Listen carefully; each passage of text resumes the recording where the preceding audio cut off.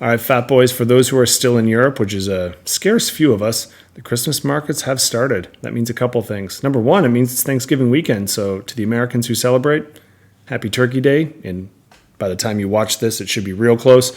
It also means, heads up, we got some weird matchups and weird game schedules this week, as you all know.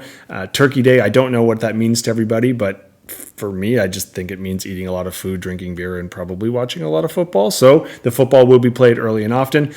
But realistically, the big thing after this, we got 3 weeks left. It is playoff push for fantasy football. It's hitting it pretty hard. Every matchup's going to matter. Every point scoring situation will matter with our plus minus. So I'm going to get out of my own way here. Let's get to their NFL review from week 11.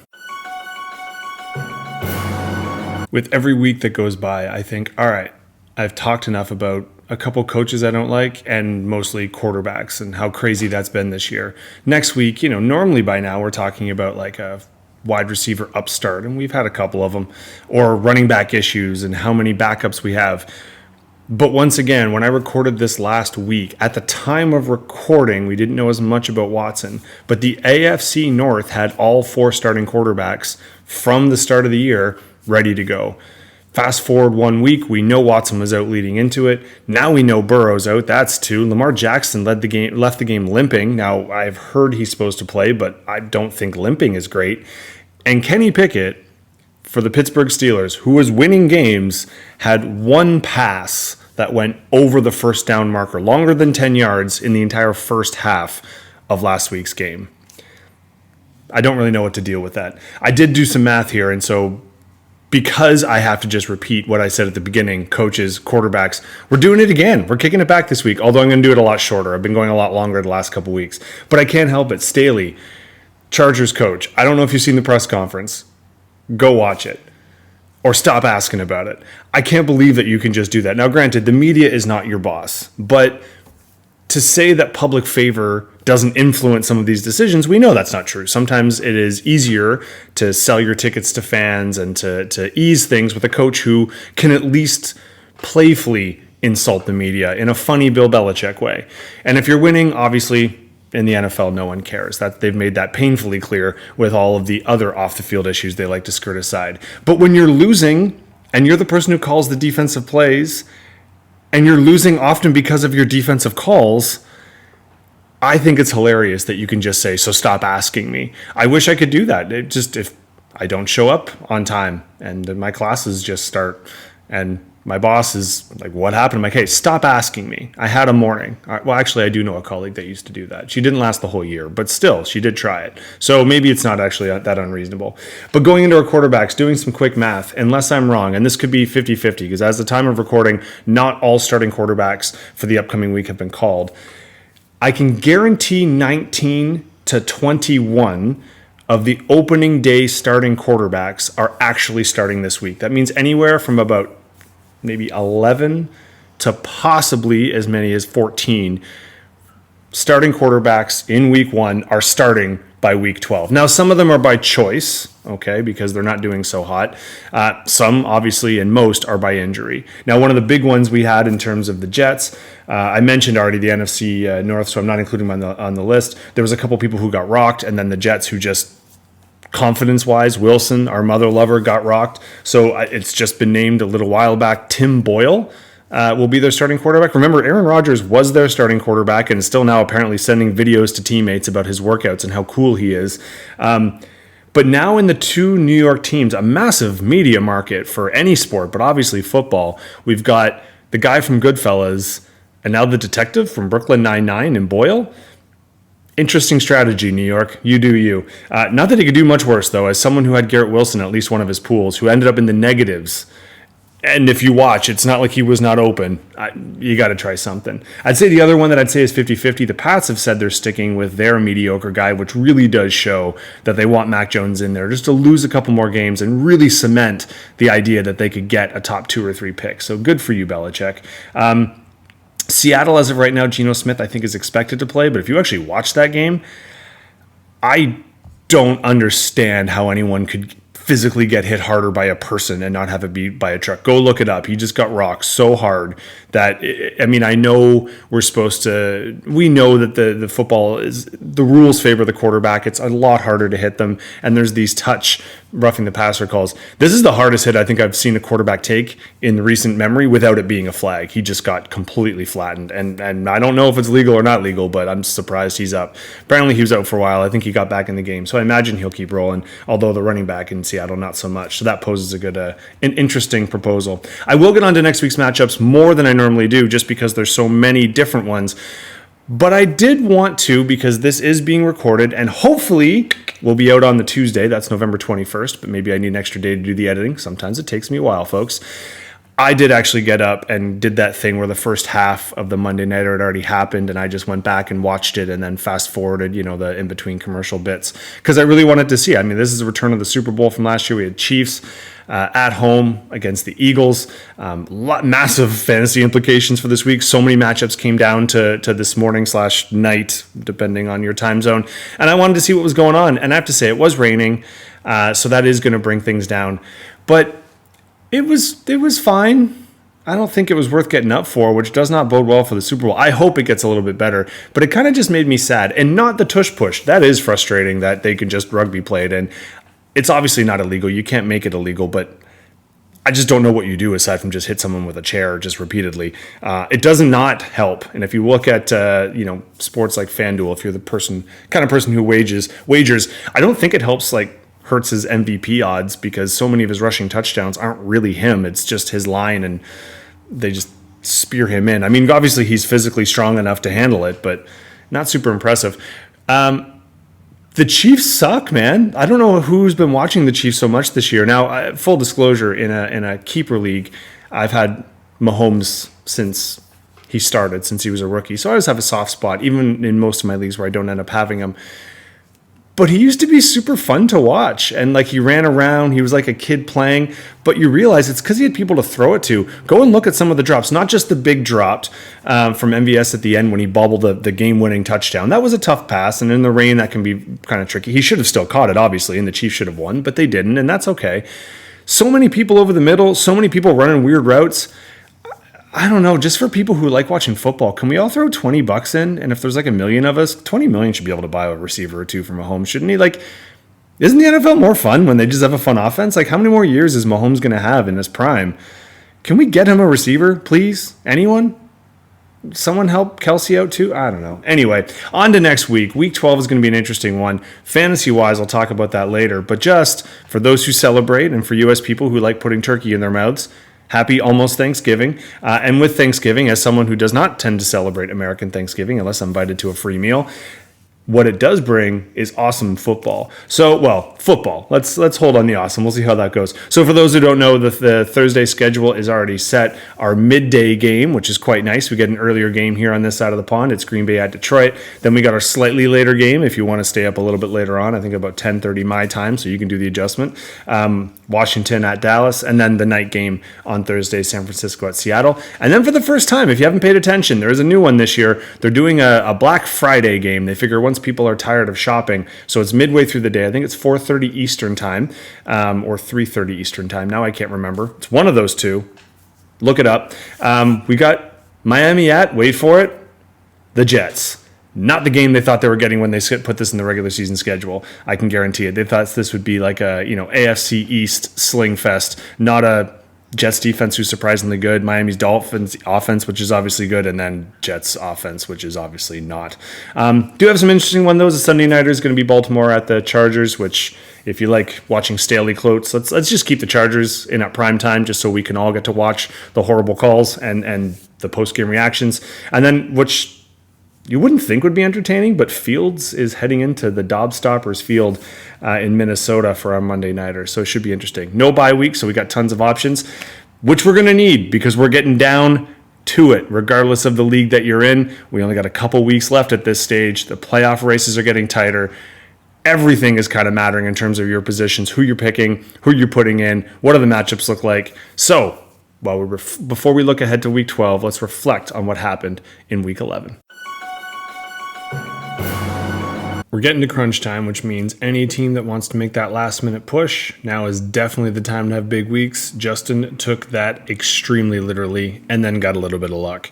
If we look at his team, though, he might not have needed much luck. He would have taken it down with the top score. Anything over 140 at this stage is looking pretty great. And as I scroll down, you can already tell. He didn't have a flawless week. He definitely had some underperformances, but then his big guys came through. Allen was our quarterback 4. Barkley, huge, our running back 1. I believe it's the first time he can say that all year. Kittle was our tight end 1, and Tank Dell was our wide receiver 3. It was actually a pretty decent week for wide receivers. And you would think Dallas with 24 points was our defense 1. It was the best defense that anyone started. The free agent defense of the New York Football Giants actually outscored Dallas, but no one had them. But we can see here they actually were tied with Buffalo. So the one thing that kind of came through for Chaz here was they did share the best defense that anyone could start. The sad note for Chaz, Gibbs obviously had a good game, and then everybody else, not so good. The big one, though, I mean, Kupp, yes, has been massively disappointing. 1 catch for 11 yards is about as weak as I think he's ever been. But Burrow getting hurt just sucks. I mean, I think in every league that I'm in, the person who has Burrow had that rough start because you wanted to play him, but he was hurt. But then he became the kind of darling, right? If you looked at the odds, Cincinnati was getting tons of hype of sweeping through, possibly stealing the North, possibly stealing the AFC title.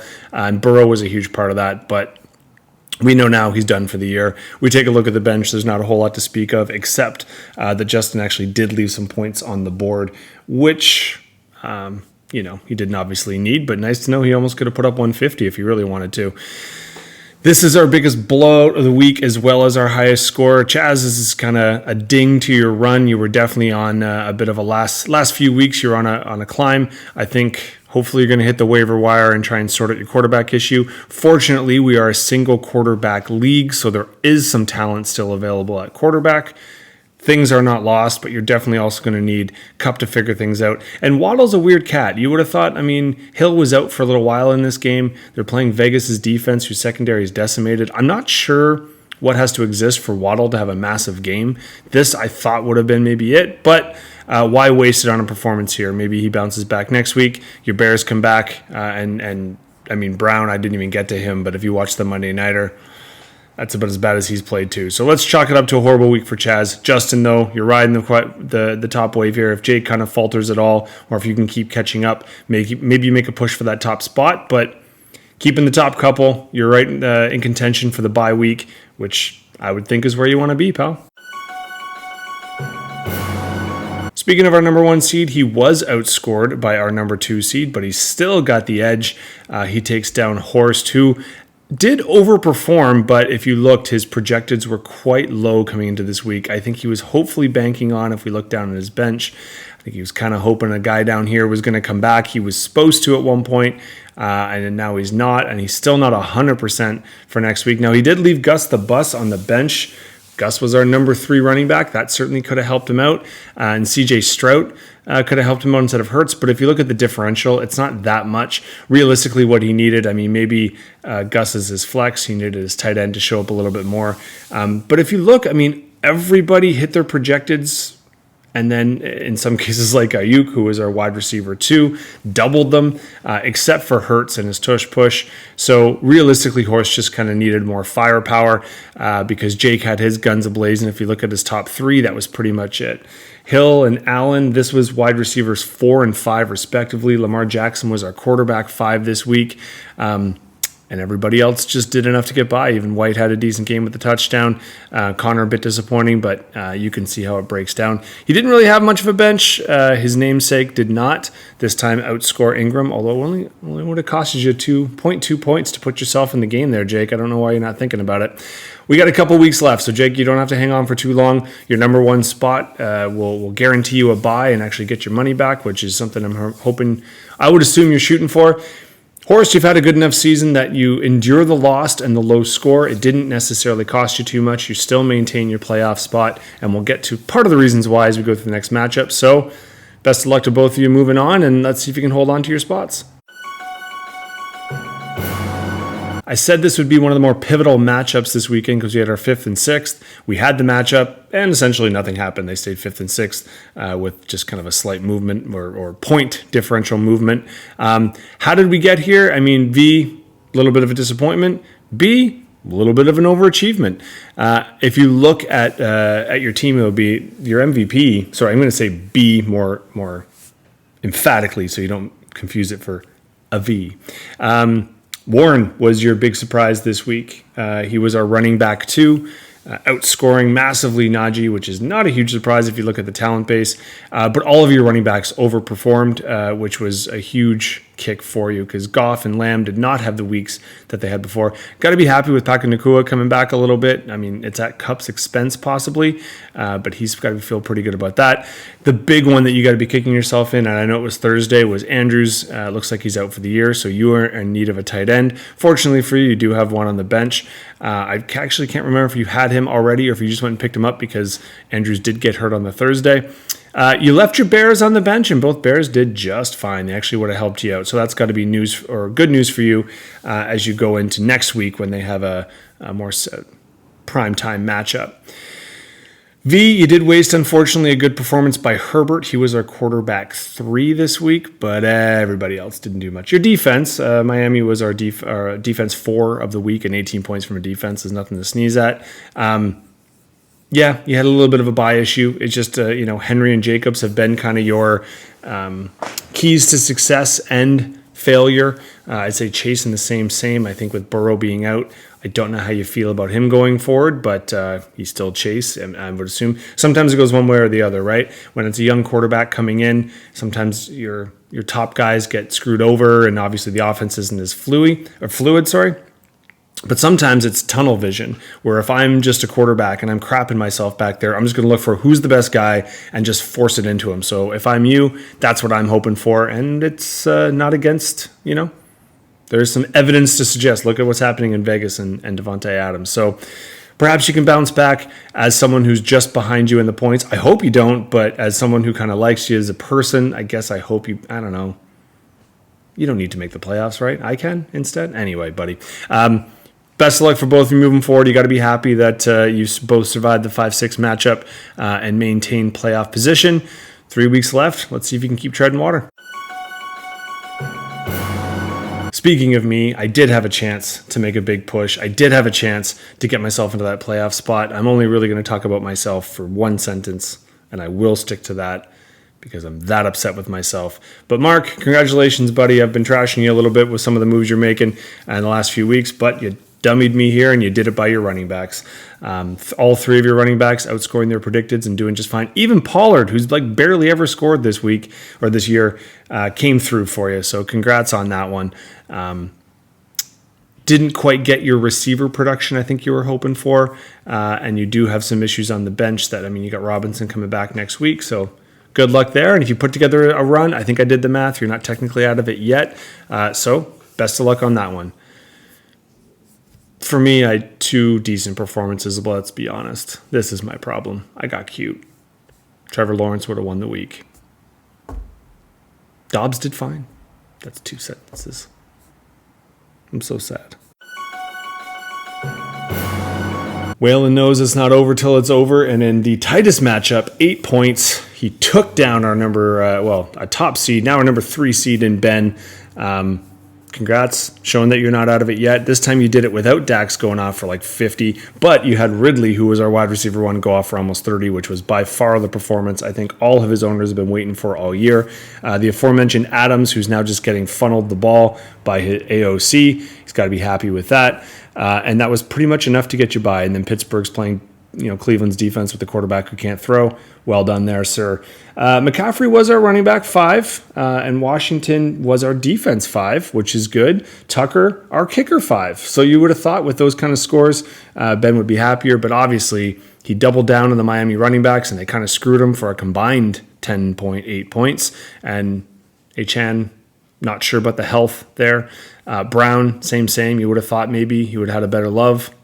No bueno for you. Now, you had the brilliant insight of not putting in Wilson, who got negative points. So if you look at your receivers, 0 and negative 0.1. You actually made the best calls, so congratulations. There's nothing else you really could have done. Now you're tripling down on defenses, so that's a strategy. Let's see. I would imagine, knowing you've already made some moves or some waiver pickups that'll probably go through by the time we're here.